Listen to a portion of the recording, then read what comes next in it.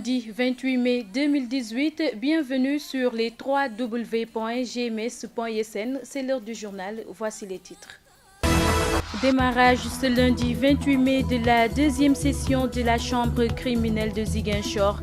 Assassinat, meurtre, trafic intérieur, international et culture de chanvre indien constituent le rôle des audiences qui prennent fin jeudi prochain.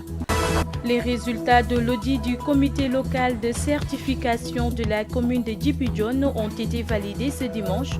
Notre correspondant Lamine Bayane nous en dira plus dans cette édition. Et vous aurez la rubrique Sciences et technologies de Mohamedou Salif Ndiaye ainsi que la page internationale Celle sportive et la revue des quotidiens parue ce 28 mai 2018. Bienvenue et merci de vous informer sur gms.sn. 2 dossiers d'assassinat, 2 autres de meurtre, 2 cas de trafic de chanvre indien et 1 de culture de chanvre à des fins commerciales. Voilà les 7 affaires inscrites au rôle de la deuxième session de la Cour d'appel de Ziguinchor, ouverte pour la période du 28 au 31 mai. Le point avec Cheikh Tidiane Sissi et Daouda Sambou. C'est parti, la deuxième session de la chambre criminelle de la Cour d'appel de Ziguinchor. Pendant 4 jours, à compter de ce 28 mai, ces 5 charges arborées de toges rouges et blancs feront face à 7 accusés et leurs défenseurs au sujet de leur condamnation en première instance et dont ils ont interjeté appel. Il s'agit des sieurs Muntaro Boiro et Mamadou Sow pour assassinat, Malik Dem et Souley Gomis pour meurtre, Mamadou Ba pour trafic intérieur de chanvre indien, Saïdou Baldé pour trafic international de chanvre indien et Famora Sané pour culture de chanvre indien à des fins commerciales. Rappelez que seuls 3 des 7 accusés ont répondu présents à l'appel de la Chambre en ce premier jour des audiences et que finalement, en l'absence de Muntaro Boiro, c'est le cas Mamadou Ba qui a été examiné par la Cour d'appel de Ziguinchor. Toujours dans cette édition, le comité local de certification de la commune de Djiboujon a procédé à l'audit à blanc de la collectivité. Cette activité entre dans le cadre du programme de généralisation de la certification citoyenne aux communes du Sénégal, nous dit Lamine Bayane. Après l'installation et la capacitation des membres du comité local de certification, la commune de Djiboujon a été soumise à un audit à blanc qui a permis de déceler des cas de figure. Il faut rappeler effectivement que dans le cadre de cet audit à blanc, les résultats tournaient autour des principes qui ont été évalués, c'est-à-dire des principes d'efficacité, des principes d'équité, des principes de participation et des principes de transparence et de redevabilité.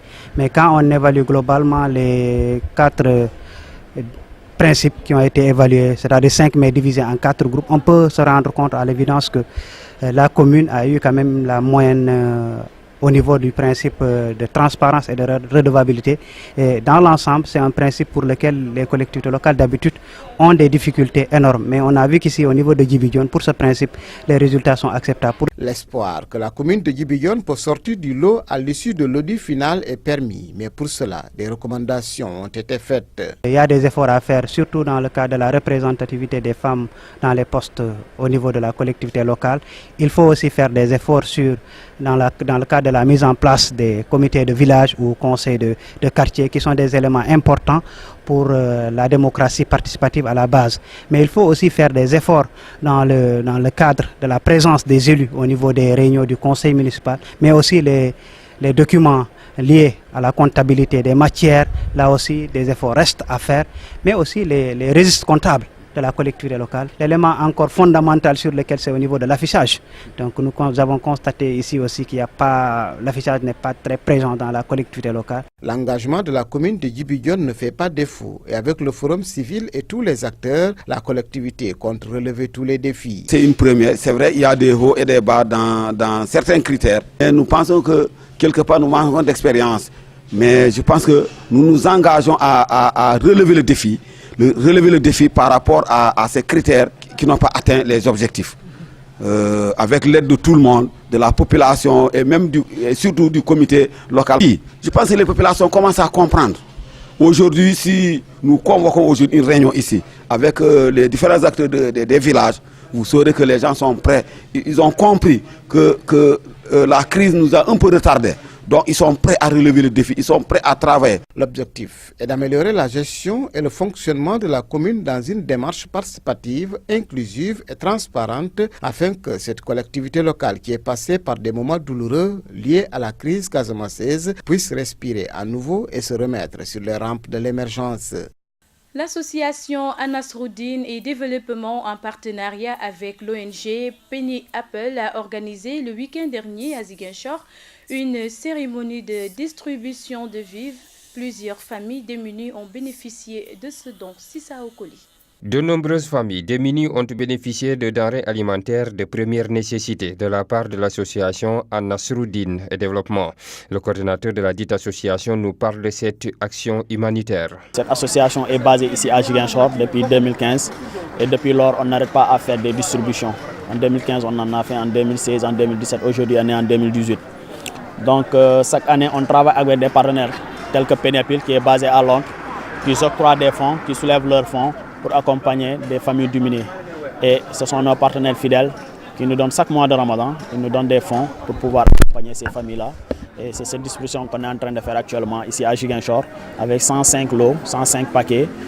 Chaque paquet contient 25 kg de riz, il y a 5 litres d'huile et 5 kg de sucre. Adam Ndiaye, bénéficiaire, exprime toute sa gratitude à l'endroit de l'association Anasroudine et Développement. Je suis venu représenter les parents orphelins de Anasrou pour prendre du don. On remercie Lamine. On le laisse avec le bon Dieu d'Al. Inch'Allah, Dieu est grand.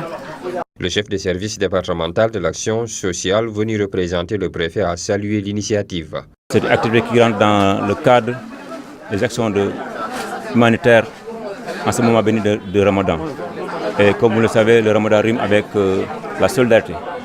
Et vraiment, nous saluons cette belle initiative et prions pour que le bon Dieu aide nos partenaires l'ONG Anasrou afin que l'année prochaine, qu'elle puisse vraiment faire plus pour les populations qui sont dans le besoin.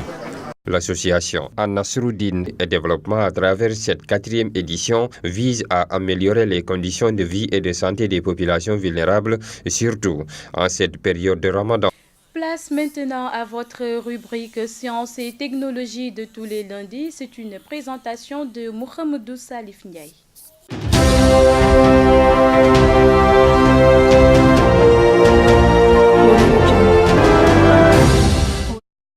Bienvenue à votre rubrique hebdomadaire des découvertes scientifiques et technologiques. Facebook continue son expansion en Afrique. Le géant américain a lancé son premier hub communautaire pour les startups innovants à Lagos, capitale économique du Nigeria. Il s'est fixé pour objectif de former au numérique 50 000 jeunes entrepreneurs créatifs ou développeurs. Le Nigeria regorge d'un fort potentiel économique et humain. Plus de 22 millions de personnes dans le pays utilisent Facebook et 87% des PME accordent plus d'importance aux compétences numériques que celles acquises à l'école. La présence de Facebook dans le pays va aider à l'amélioration des aptitudes nigériennes et favorisera la croissance et le développement économique du pays, selon IFE Adebayo, assistant spécial du vice-président pour l'innovation et l'entrepreneuriat. En dehors de Lagos, le NG Hub from Facebook aidera également un certain nombre de hubs technologiques existants pour leur permettre de fonctionner comme des centres d'apprentissage pour les communautés locales, leur offrant de multiples possibilités de formation et d'accès. Un réseau mondial qui réunit les meilleurs talents de l'innovation numérique en Afrique et pour l'Afrique. C'est exactement la mission de Digital Africa, une plateforme dont le lancement a été annoncé le jeudi passé en ouverture de cette 3e édition de Vivatech. Elle devrait permettre d'accompagner la crème des startups innovantes du continent. La rencontre a regroupé plusieurs entrepreneurs comme Maxime Boadji, qui est le fondateur de Yellow Reel.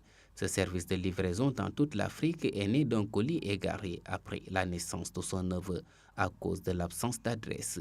Il a alors cherché une solution simple, digitale, mais aussi ayant un impact social. Avec Yellow Reel, l'envoi d'un colis d'1 kilo en 72 heures avec suivi coûte environ 35 €, se positionnant comme le leader des envois vers le continent. La société dispose actuellement de 450 points de collecte répartis dans 33 pays africains. Une entreprise française de Jetsol qui a conçu la première chaussure intelligente au monde en 2017 affirme que le produit tant attendu sera disponible en septembre de cette année. En associant une technologie de pointe à des chaussures, cette première chaussure unique au monde est plus intelligente, plus saine et plus pratique. C'est la première chaussure qui sera livrée avec double câble micro USB pour la charge et la lumière LED. Elle est résistante à la poussière avec une semelle intérieure chauffée et la liste continue.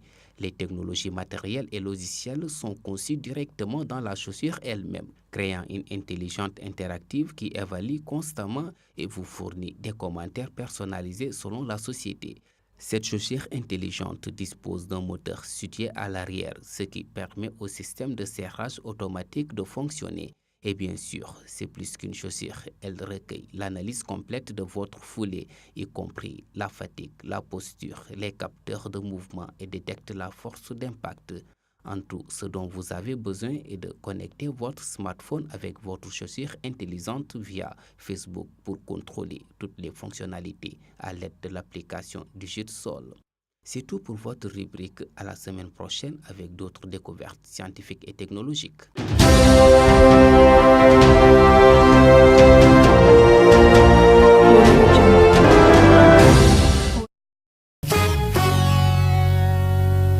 L'actualité internationale présentée en bref et en images nous mène en Colombie et en Italie.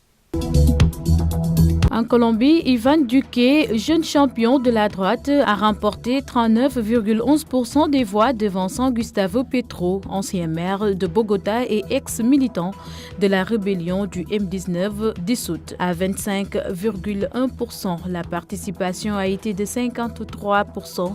Cette présidentielle, où la droite tente de reconquérir la présidence, va passer sur l'avenir de l'accord de paix signé en 2016 avec la plus puissante rébellion des Amériques, un texte qui a polarisé une société meurtrie par une guerre fratricide la plus longue du continent. Et en Italie, Giuseppe Conte a renoncé dimanche après avoir été reçu par le président italien Sergio Mattarella à être Premier ministre alors qu'il avait été désigné pour occuper ses fonctions par les antisystèmes et l'extrême droite a annoncé la présidence. Nous cédons à présent la place à Mafou Kouyaté pour les informations sportives. La 28e journée de la Ligue 1 a démarré ce dimanche. Le troisième relégable Djambar ne s'en sort toujours pas. En effet, les académiciens ont été tenus en échec par Djambour de Louga, un but partout. Niatali, quant à lui, s'est sauvé de la jaune rouge après sa large victoire devant le Guédiawaye FC, 4 buts à 0. Les Galactiques ont désormais 33 points. Battu à domicile par le Tenguej FC, 2-0, le Casa Sport risque la Ligue 2. En effet, les Ziguinchorois sont désormais 11e et à 2 points du troisième relégable, alors qu'ils s'affronteront Dakar Sacré-Cœur, vainqueur de l'Union sportive de Ouakam, 4-1 la semaine prochaine. Les résultats de la 28e journée, jouée ce dimanche 28 mai 2018. Guédiawaye FC a été battu par Niatali 4 buts à 0. Dakar Sacré-Cœur Bao US Ouakam 4-0. Casport a été battu par Tenguej FC 2 buts à 0. Ndiabour et Djambar se sont partagés les points, 1 but partout. Également, Sonacos et la Linguère se partagent les points, 1 but partout. La suite de la 28e journée se jouera ce lundi 28 mai. 2 matchs sont à l'affiche. Asdouane jouera contre Génération Foot et Diarra fera face à Stade de Mbour. Les Lions du Sénégal ont effectué leur première séance d'entraînement dimanche soir à Vittel, en France. Après un programme de récupération, Aliou Cissé et son groupe ont rejoint la pelouse. On a travaillé sur les fondamentaux, a déclaré l'axe central des Lions du Sénégal, Kalidou Koulibaly. Dans la même lancée, Mbaye Niang, l'attaquant des Lions, nous livre ses sentiments. Ça a été un voyage un peu long, mais bon, on a réussi à se reposer hier. Ce matin, on a fait une bonne séance et maintenant, on est prêt pour commencer le stage.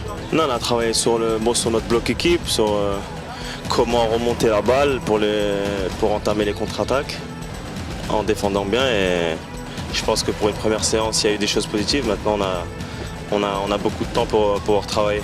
Oui, le mondial, pour nous, il a déjà commencé. On est en pleine préparation. Il y aura besoin de beaucoup de concentration parce qu'on sait que ça se jouera sur des détails ces détails-là, il faut que nous-mêmes nous soyons prêts pour éviter que ça soit en notre défaveur. À Bambali, le président de la jeunesse, tout comme le premier entraîneur au niveau local de Sadio Mané, brandissent des performances lors de cette finale perdue comme seul lot de consolation. Ils prédisent également une bonne Coupe du Monde à Sadio et à l'équipe nationale du Sénégal. Ils sont interrogés par Lamine Diop. Nous les écoutons. Une déception, une très grande déception parce qu'on ne s'attendait pas à ce résultat-là. Bambali attendait une victoire ce soir, mais malheureusement le Real a gagné. C'est une grande déception pour toute la commune, une grande déception pour la région de Sédhiou, une grande déception pour le Sénégal et même toute l'Afrique entière. Mais c'est dommage, la sortie de Mohamed Salah a diminué la force de Liverpool.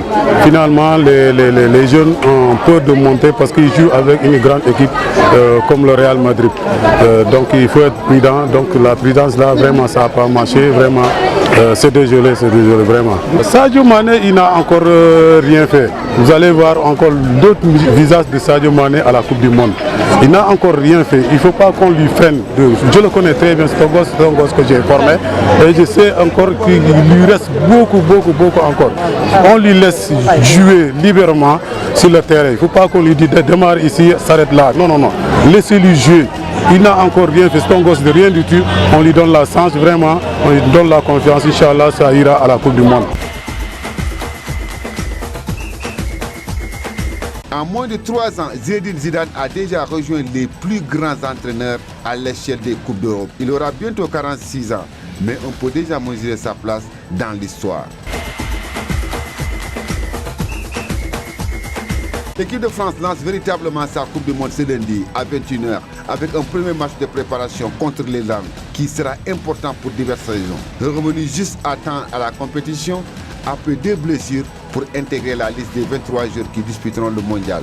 Benjamin Mendy et Djibril Sidibé sont sur la bonne voie. Les 2 latéraux qui, dans l'esprit de Didier Deschamps, seront les titulaires de l'équipe de France en Russie, doivent néanmoins encore effacer les derniers doutes.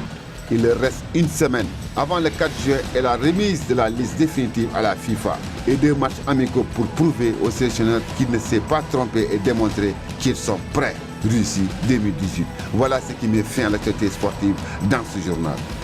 La lecture des quotidiens parus ce 28 mai 2018 avec Sissa Okoli.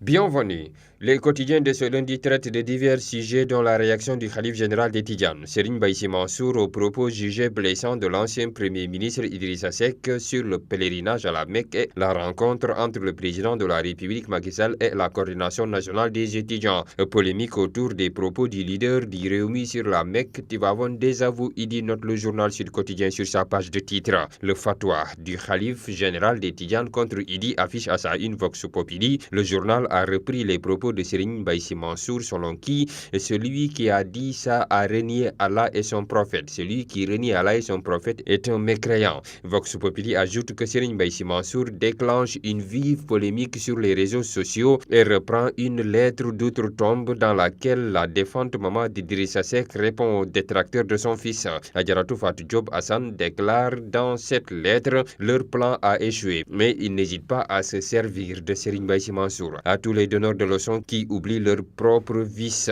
Khadimou Rassoul lui suffit. Selon elle, Al-Maktoum avait une vision unificatrice et non sectaire de la tariqa. Il n'hésite pas à se servir de Serigne Baïssi Mansour en se disant convaincu que son fils n'a jamais demandé le wird Tidjane et ne l'a jamais reçu d'Al-Maktoum ou de qui que ce soit. Et Serigne Baïssi Mansour ex-communie Idi titre las sur sa page de titre: nous aimerions qu'Idrissa ne soit pas jugé pour des propos qu'il n'a pas dit, affirme Abdourahmane Diouf de Rewmi sur la page de titre du journal. La rencontre entre le président Sall et la coordination nationale des étudiants ce lundi est l'autre sujet phare évoqué par les quotidiens. À ce propos, enquête titre: différentes universités reçues au palais. Les audiences de la discorde après l'UGB, le chef de l'État a reçu hier les universités de Thiès, Ziguinchor et Bambey selon la publication, ajoutant que la coordination de Dakar ne réclame plus le limogeage des ministres Mary Teuw Niane, Amadou Ba, Augustin Tine et Ali Ngouille Ndiaye. Mot des universités, Macky passe le grand oral, affiche en une le journal Le Témoin.